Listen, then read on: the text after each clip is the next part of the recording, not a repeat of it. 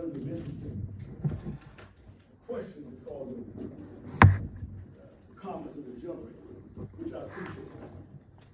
And there were no right or wrong answers to all comments that were made.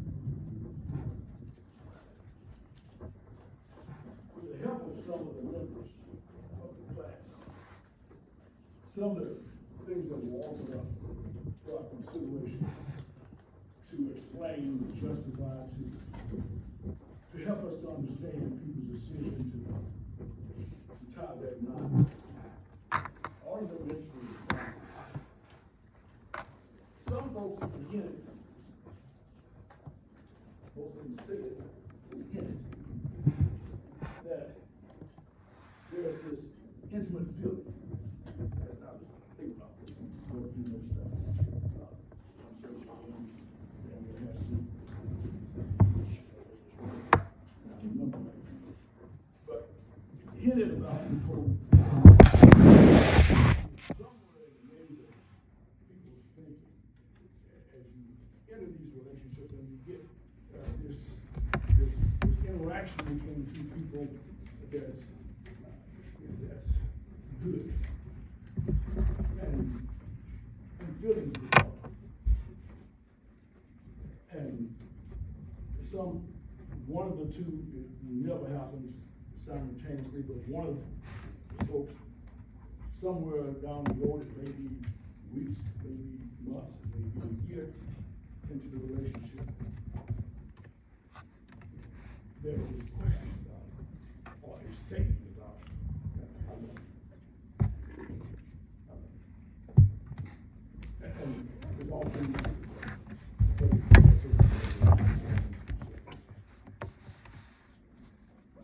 And that brought me to say something that some of you probably don't remember, but you know, I went back to Tina Turner and asked the question, what's love like? Anyway.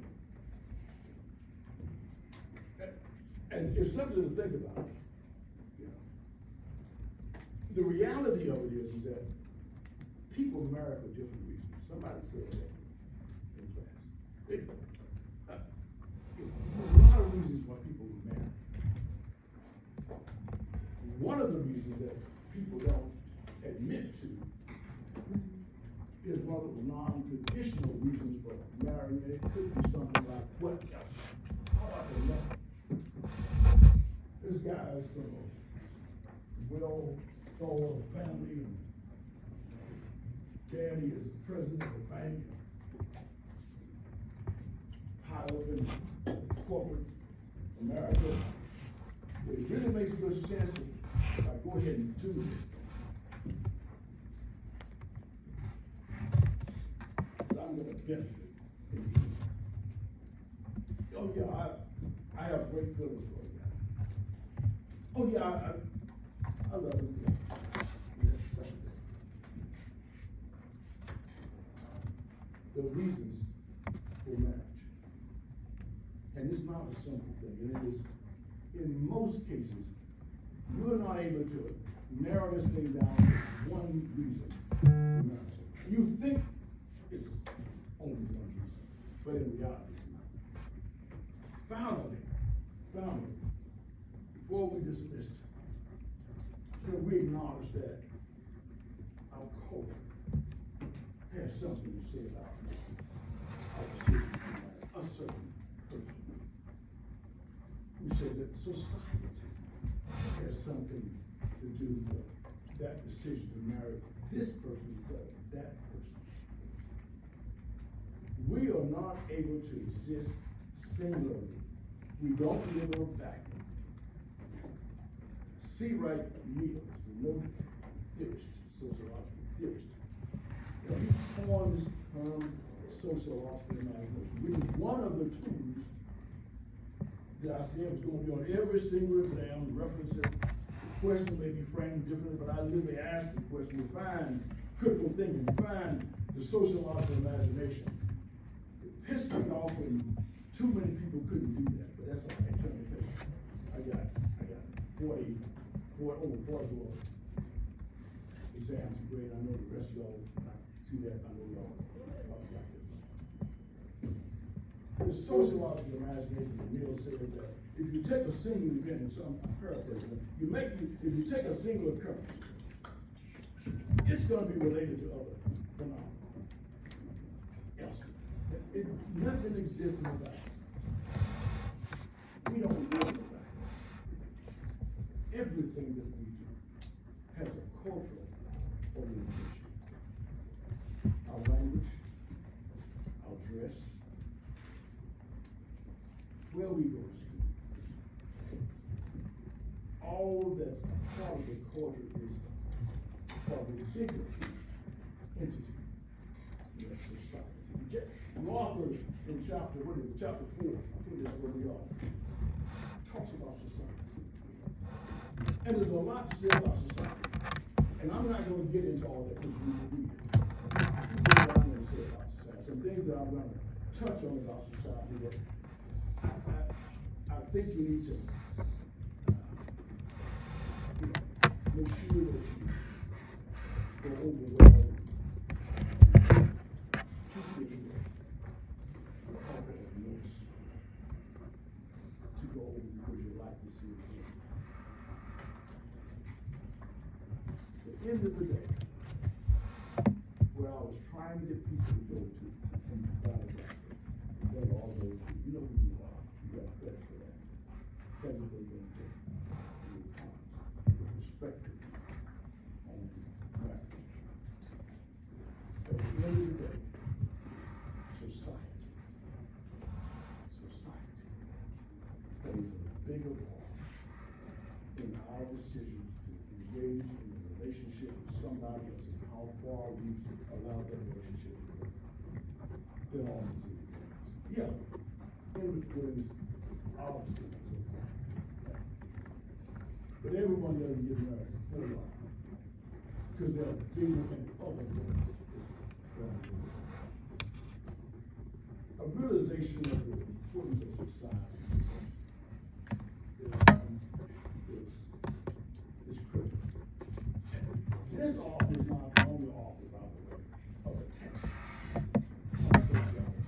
Even authors like Ramana and others who publish textbooks on the family, a social policy, all of them find it necessary to include verbiage and language and a chapter on society early. Not later, early. Talk about chapter 2, 3, or 4. No hold. Society is important. The author of the text has laid out for us in this chapter an overview of this thing that we call society. And I know you're going to read that. But the thing that is important for us to understand and realize is how the author presents this material of society. Now, I like this. He defines society, and it's in the text, an aggregate of persons who have a way of divine interest in each other. Interests vary, but those interests are unique among the people who share, and so they share a culture. The author makes reference to all that. This author uses a person to help navigate us through and understanding of this thing we call society. And he spends some time. He allows a person whose name is Gerhard Linsky to really steer the ship as we're introduced to society. Now, Linsky has his way of presenting information about society. You're going to read about it. He's going to talk about those five seasons of the involvement, if you will, of societies, and you all get that, right? You'll get that. He starts with the hunting and gathering society, goes there to the pastoral society, and on and on. Then he gets to industrial and post-industrial. And you really need to understand and be able to distinguish characteristics of each of those five societies. Levels.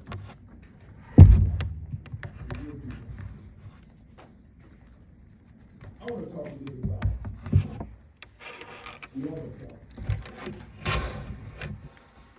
where this allowed by our author, this goes on to talk about three fields who have their own vision about society. The author and Linsky talked about Karl Marx. Marx is huge. You need to know in a statement what he is all about. And you can do that in one sentence that should help you to understand his work. The way the author presents, and Linsky presents this stuff about Karl Marx, is all good. But there's a statement that you can make about Karl Marx that wraps everything up in a nutshell. We'll talk about that statement. The author gets into conversations about Max Weber, and Weber is German, spelled W-E-B-E-R, right? Max Weber. There's something about him and his vision of what society is. You will know that, you should. And the authors conclude with discussions, if you will, about Emil Durkheim. Emil Durkheim, who is noted for a whole lot of work in the early 60s.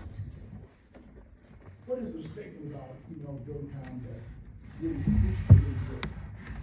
There is a statement. The author allows us to be exposed to more than just each one of these three theorists. So you gotta read the chapter. Because on the next exam, which will be on this chapter, or maybe one or two of them,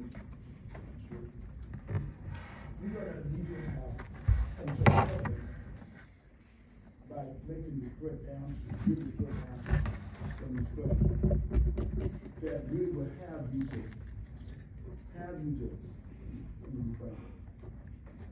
questions that mandate that you understand what's in the text. Not just these three statements about these three people. It doesn't mean. Because each one of them says, I want to begin by talking a little about Karl Marx. Karl Marx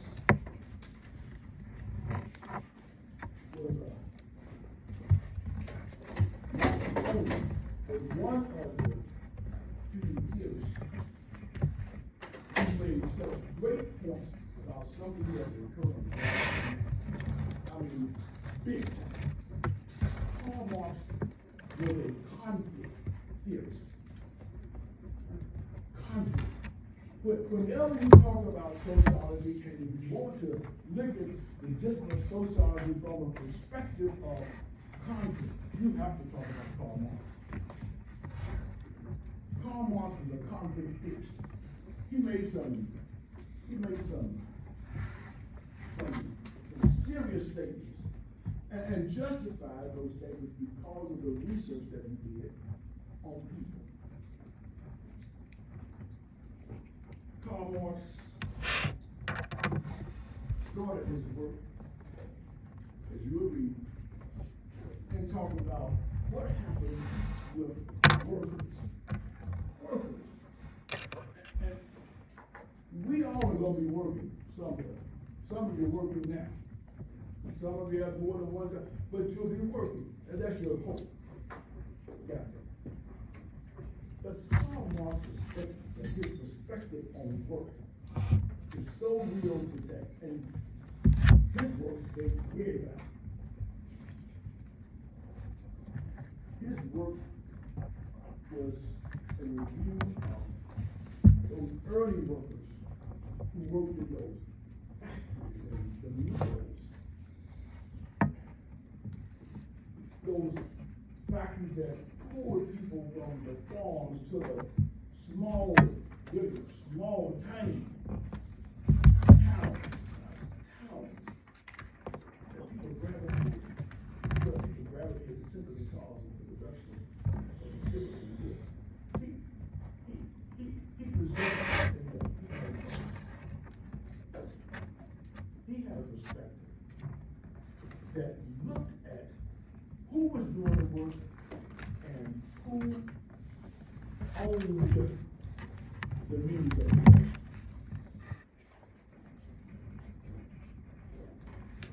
You want to get a franchise for Church's Fried Chicken, you can do that. But you gotta get a license for that. You can't just go out and put a sign saying Church's Fried Chicken. Somebody, some entity, some conglomerate has ownership of all those franchises. Karl Marx, when you look at that, he said, there's something interesting about this factory way back then.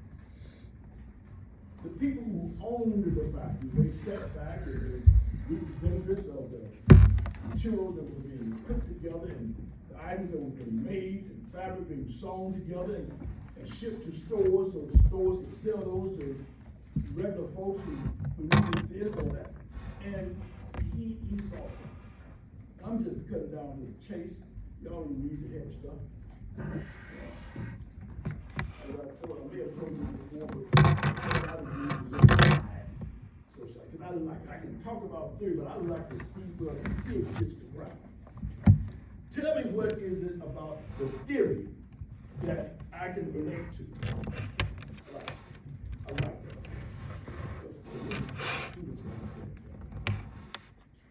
Karl Marx focused his examination is on what was going on at the website.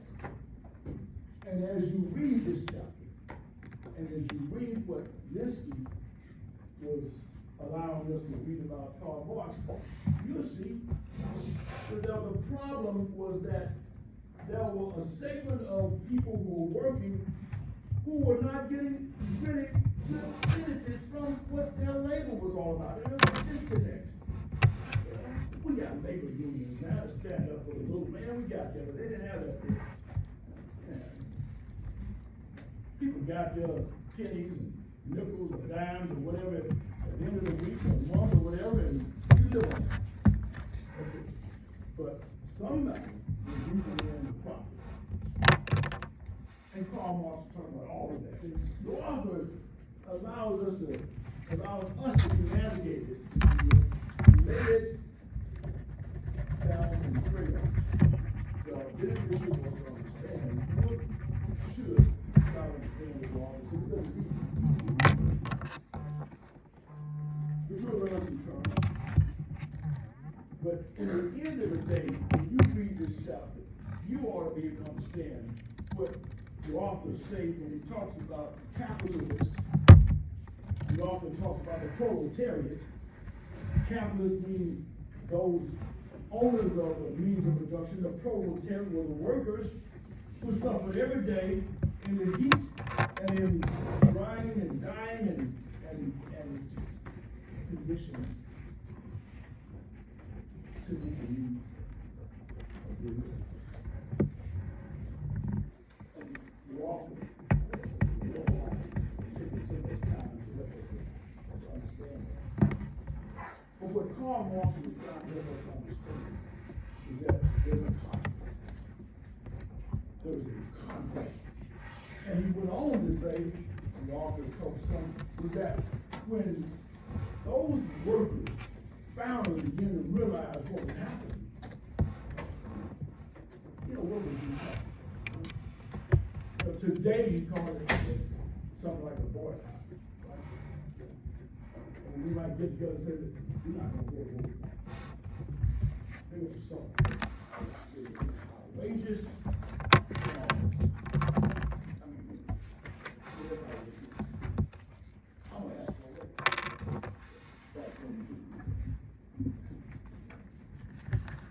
Today you might get away, you might not. Depends on the and what the supervisor does depends on what he's allowed. It's not a supervisor's decision. Supervisor, or local supervisor, they answer. So Karl Marx introduces us in this chapter. This more. And you make little notes that most of these terms are bold and some of them are not. But the bottom line is that you, as you're introducing these terms, make a note of these terms because this is the don't give up the last 2 pages of every chapter called Making the Grade. I got to think about how to bring those papers when we begin. I think most of y'all did it on Sunday. But I began to see that. I said, read the last 2 pages of the chapter because it's here.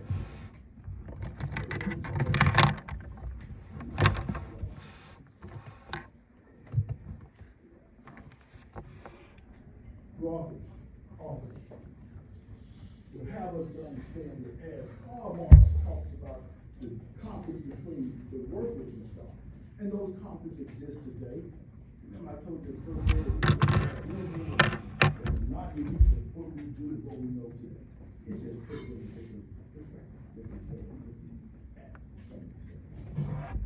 Karl Marx said that I thought was very good, that I'm hoping that you get that.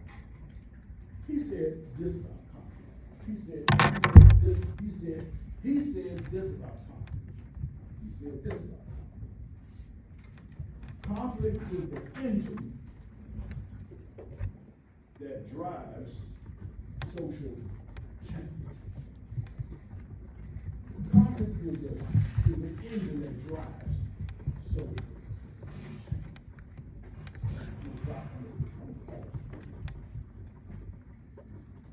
Can someone just talk to me for a minute? Talk to all of us for a minute about that statement that Karl conflict is the engine of social change. Can someone talk to me about how does that be related to the engine of Karl Marx? His works with the Bible and stuff like that. But what is it that he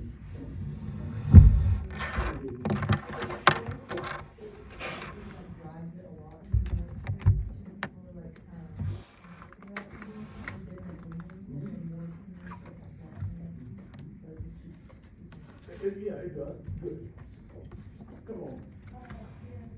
Jackson, come on. I think boycotts or protests or stuff like that can drive a car to meet your goal.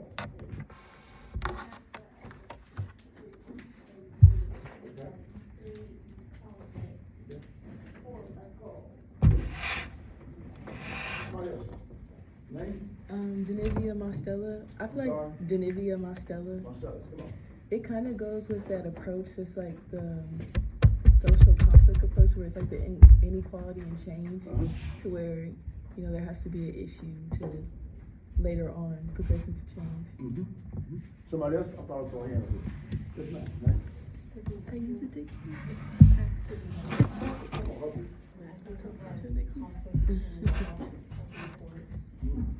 The outcome of your court can determine laws and stuff and set a precedent for further trials. Absolutely. That's what happens every day, right now. Somebody else? Glover. I think the conflict just makes the world go around. It makes the world go around. How is that? Because Who's spinning the axle?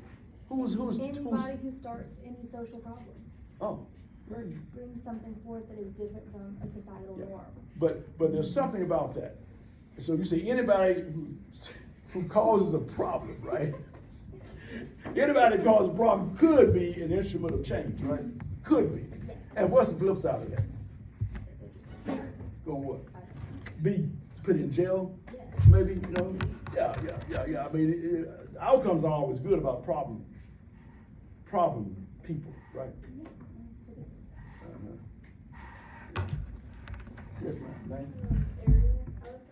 or what? Right. Brewington, yes. I was gonna say, I don't think that conflict just has to be the person, I think it can be like a thing that happens, like how COVID happened. That was a conflict that changed the way we do things now. Yes, yes, yes. COVID caused some conflicts, didn't it? Yeah. I mean, it really did. It shut us down, big time. And in many regards, we are not the same anymore. I know a couple of agencies that are different. They look different. Okay. Anybody else? Yes, ma'am. Bonnie. I remember that name. Historically, there's been conflicts of certain movements like civil rights, women's rights, the Industrial Revolution, and stuff like that has brought us to where we are today. Absolutely, absolutely. Thank you, Storm. And all of y'all hit it right on the head. Change. Conflict is the engine of social change. Karl Marx was absolutely right. He was right. And where there is no conflict, not always, but often, we're stagnant. We stay the same. But our culture, our society will never be that way. Because we're people. And it's part of one of those reasons why it is that it's so hard to study the limitations, is a better way of putting it, limitations to social research. That was on the exam. People are not constant. They're not steady. They change. Our environments change, and people change, our values change. Everything about us changes. And you have a group, I was talking to a class this morning about groups, aggregate of people who share a similar purpose. And they're working together on something. It may be a fraternity, it may be a sorority, it may be the band club, it may be the economics club, it may be a community association.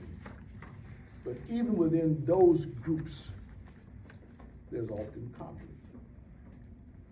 That's why we have Robert's Rules of Order, right? So we can vote, right? All in favor, right?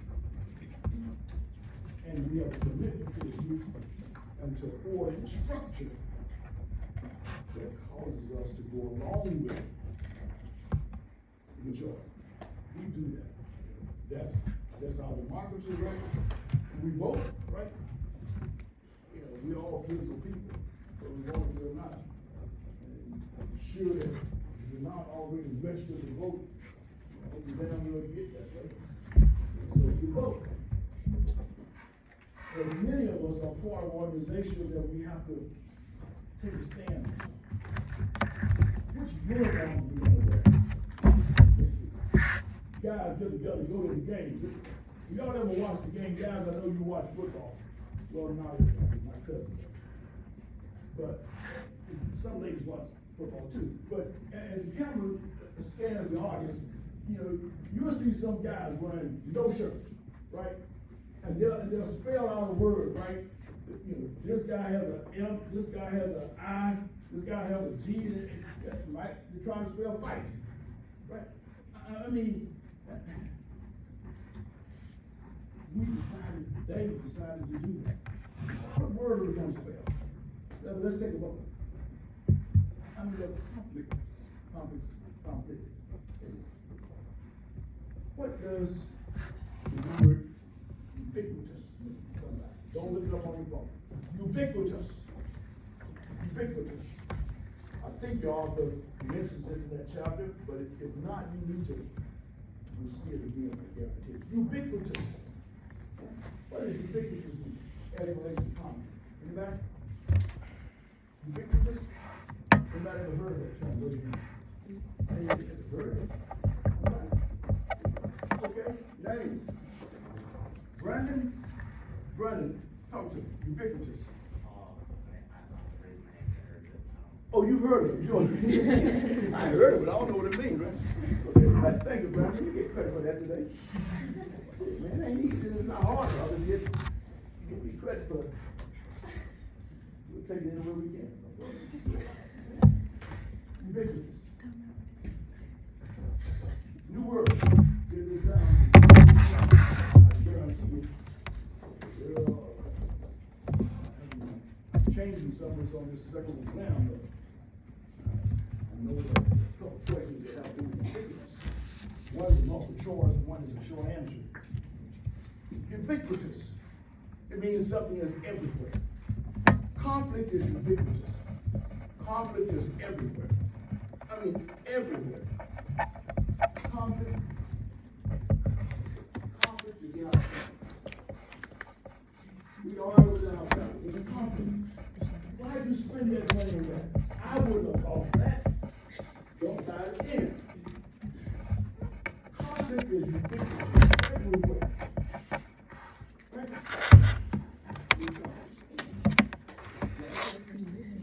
Conflict is ubiquitous. You can spell ubiquitous, right? Honestly, hey. Spell ubiquitous. You heard of it, so I know you can spell it. What's your points? UBIQUITOUS. Thank you. You got it. You say it loud so everybody get this, because the only person who raised it, she understood, I can't spell it. I'm being honest, okay? Some of y'all will not be honest. We only do it then. Spell it loudly, sir. UBIQUITOUS. Ubiquitous. Ubiquitous. Conflict is blank. Because it's everywhere. And you should be able to put it right in or type in the word ubiquitous. This is everywhere.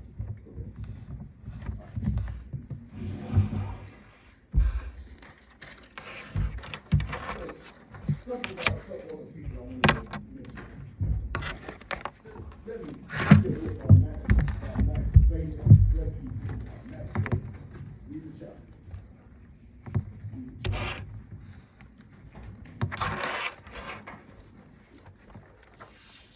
Max Baker. Max Baker focused on rationality, listen to the text. Rationality and idealism.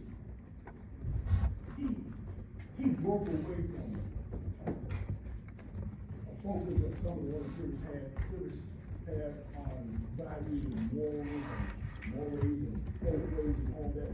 He felt that society really should be all about doing the right thing the right way every time. What's the right way to do something? Let's do something more efficiently, so we can get more out of what we're doing and our actions than otherwise. So Max Baker was, as you will read, he was an idealist. He was a theorist who felt that society should be focused on efficient operations and new ideas about how to get things done. Not history. History didn't do anything right. It was about what are we going to do now? What can we do and do it better that we get more out of what we got going on? Max Baker. We found out even more about Max Baker. Max Baker, in his writings, he made reference to a couple of things that you read about. One of those things had to do with this reform movement called Calvinism. Calvinism, there's questions about Calvinism on the exam. There's in the text, Calvinism. He felt that this whole way of looking at the world and society has a basis of kind of religious, but it was about new points of action, ideas being presented and being accepted. Calvinism says a lot about that. Rationality, that was about that. Why did they build the stadium? There was building a new stadium in Chattanooga, Vermont.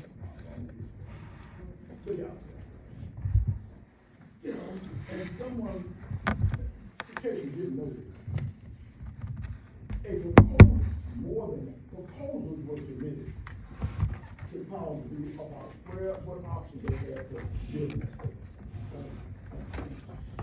And I'm telling you, I went to a spirited meeting, and this is a year ago, about this state. I just want to hear, see what the words like that. And man, I'm telling you, one thing I thought they were gonna break out of this. I'm serious, because there were people who had such hard feelings about the state altogether here, and all this. Why would you put it on the, what are the reasons why they were doing it? Yeah, land areas, factories and all that. The steel mills are still on Broad Street. So that's where the building, it makes sense. They apply the rational thinking to the whole decision process, and it makes sense to me as opposed to in at that time, those land these way. And now, there's a farm scale. I hate this. But the building where it is logical. Those owners, my dad worked in the on Broad Street. It makes sense. That's what this is the only makes sense. Lastly, let me say a word, this is on this job. This is only. The last person is email Dirk. Email French. Email EMILD. You all put H. Yeah. Email Dirk. The latest one. I swear. But that is good.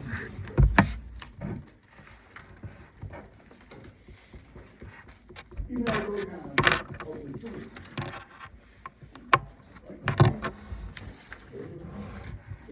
Email Durkheim was the most progressive thinker of the group.